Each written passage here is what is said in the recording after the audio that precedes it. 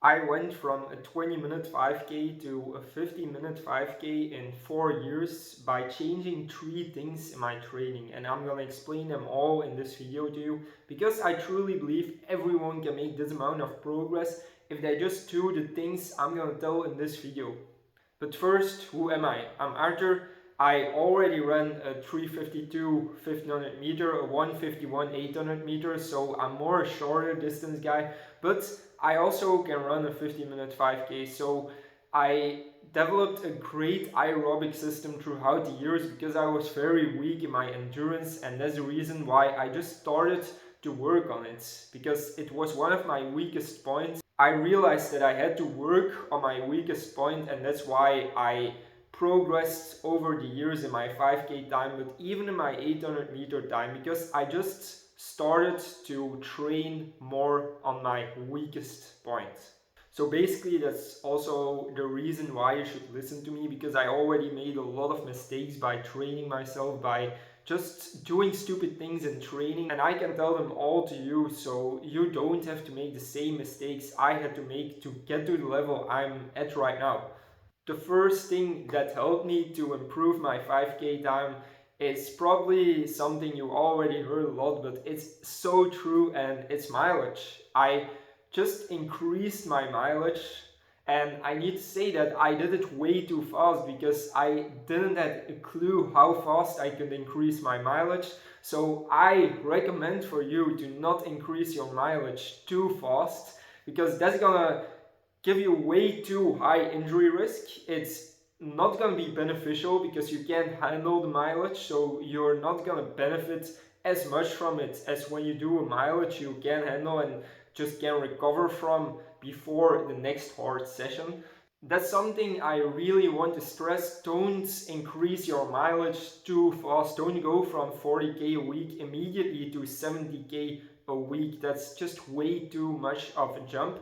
And I rather recommend you to go up too slow than go up too fast because your body needs to adapt to higher mileage. This is something which is so important, and you're actually going to make more progress if you do less mileage which your body can handle than when you're going to do too much mileage. And I've made this mistake so much just because I didn't listen to my body, because I thought doing more mileage would immediately make me faster, but that's not always true. Yes, mileage makes you faster, it makes you a faster runner, it makes you a faster 5k runner, but you need to be able to handle mileage. And that's what most people aren't saying when they're talking about do more mileage.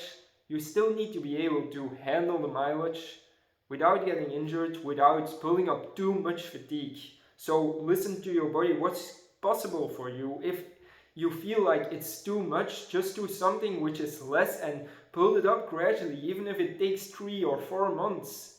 It's an investment you make to get faster in the future, because if you're gonna increase too fast in, let's say, 2 weeks, you're not gonna be as fast as when you gradually build it up. But still, I believe mileage is one of the best indicators of how fit you can be, of how fast you can run. So still try to increase your mileage throughout the months, throughout the years, gradually, slowly, and always listen to your body, of course. The second change I made in my training is actually less intensity, because when I was 15 years old, I ran a 2:00 800 meter, which is pretty fast if you're only 15 years old.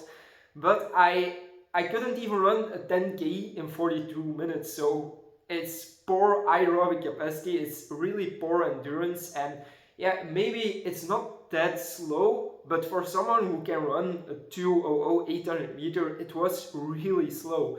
So I realized one day I need to work on my weakest point instead of just pushing every workout to the maximum, because that was something I was very good at, I was great at. I could always run a 400 at the end of my training in 60 seconds. So I stopped doing that. I started focusing more on my aerobic capacity. And yes, it took some time, because aerobic capacity isn't something you can build in a couple of days, in a couple of weeks. It takes months, but I knew when I started to work on it. So I just trusted the process, and after some months I just developed a great aerobic capacity, which made me able to run next year a 1500 meter in 4:05, which I never could have done the year before. So basically I just stopped doing way too much intensity. Every week I was doing intensity, and even if it was meant to be an aerobic workout, if it was meant to be a workout to train my endurance, I still did the last rep way too fast, because I didn't know the purpose of the training. And that's something you really need to think about. If I do a certain training, what's the goal of the training? What's the purpose of the training? Do I want to train my endurance? Do I want to make myself race ready and do some intervals at race pace? Or do I just want to train my mental strength? And all those things could be right, but you really need to know what your goals of the training, and not just make something up while you're doing the training because you feel like doing the last rep faster, whilst actually the true goal, the true purpose of the training was to train your endurance, to train your aerobic capacity. And you failed in that, because now you need 2 recovery days, because we know for anaerobic trainings, when we go above our thresholds or 4 millimoles, we need 2 recovery days instead of 1, which is a significant difference, because you just got less time to improve your endurance, and you increase the injury risk, because from harder sessions, from sessions above your anaerobic thresholds, you just have more injury risk. But if the goal of the training was to do a harder session to make yourself race ready, that's okay. But if it wasn't the true purpose of your training, and you're just doing this every week without knowing, then you just run yourself into too much fatigue, and you create so much risk on getting injured, all for nothing. So I just started doing more threshold work instead, which is basically the type of interval where you run below your anaerobic threshold, the point where you start to accumulate more lactate than your body can process. So I started to train way more under my anaerobic threshold, because then you only need 1 recovery day, you have less injury risk, and you also train your endurance. Plus, you can do just way more volume at this speed, and you can do it paces above your anaerobic thresholds. So the third thing, which is the most important thing for beginner runners, but also for some advanced runners, is consistency. A lot of runners just underestimate consistency. It's not all about the right training. If you just believe in one kind of training, you're just doing things right. But not 100% right. But you're being consistent, you're gonna make so much more progress than when you do the best training, but you're not being consistent. Then there's no point of doing the best training, because consistency is gonna get you to your goal eventually. So consistency is so important. But how can you create this consistency? How can you go for your run every day or every training that's planned on schedule? It's not easy. The first weeks are going to be tough, or going to be suffering, because your mind isn't used to it, and you're just still thinking way too much about going for a run or not going for a run. But after some weeks, if you just follow the schedule, if you just go for a run every day, which worked quite well for me. When I started to run every day, my consistency went to the top, just because when I didn't run one day, the streak fell. And you may think this is a stupid thing, but if it helps you to be consistent, just do it. Because this is something a lot of runners are saying: you shouldn't run every day, you need rest days, but they're taking way too much rest days. And an easy run is also a sort of rest day if you do it easy enough. So I don't see a point of not running every day. Even if it's like only 3K, you still can go for a run. So it doesn't break your momentum. And that's something what I experienced that helped me so much to just improve my consistency, and I immediately saw the results. After being consistent for only 4 months, I guess, I saw so much results. I just ran faster on my races, which is the main goal, but only for 4 months of being consistent.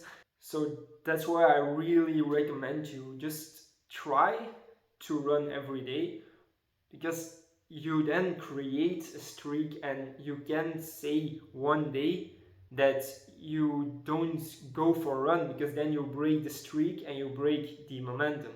And the first days are gonna be tough, but after some days it's just a habit. You just don't think about it anymore. And I experienced this actually after 30 days. I just went on autopilot, and that's pretty weird, but you just do it without thinking too much. You just do the training, whether it's tough or whether it's easy. I just did it. I didn't thought about it. I woke up, I went for my run, or even if I had to do it in the evening, I just did it. So that's what I really recommend you. If you can't run every day for some reason, just know it's gonna be tough the first week to create this consistency, to follow the schedule, but after 2 or 3 or maybe 4 weeks is gonna get easier, because you create the habit of going for a run and following your schedule. So just know that it's gonna get easier. It's never gonna get really easy, of course. You still need to go for your run, and some days are still gonna be tough, but after a while you just do it no matter what.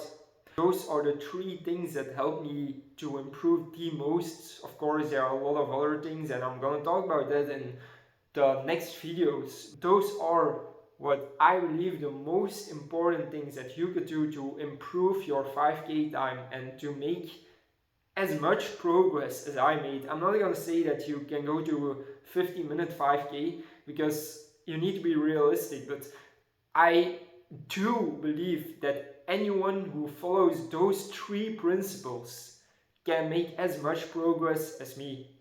And not if you just follow it for some months. You need to really live with it. You really need to create a habit of it. And then you're gonna make the most progress. Those are just basic things, but a lot of runners aren't even doing those things. They're taking the most expensive supplements, they're doing the most expensive recovery strategies, but they're not even doing those 3 things, which in my eyes are the most important things if you want to improve as a runner.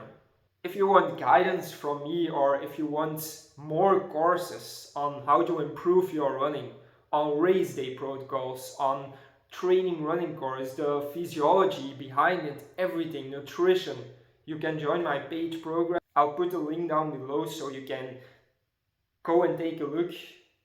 You don't have to join. It's just something you can do if you really want to take your running to the next level.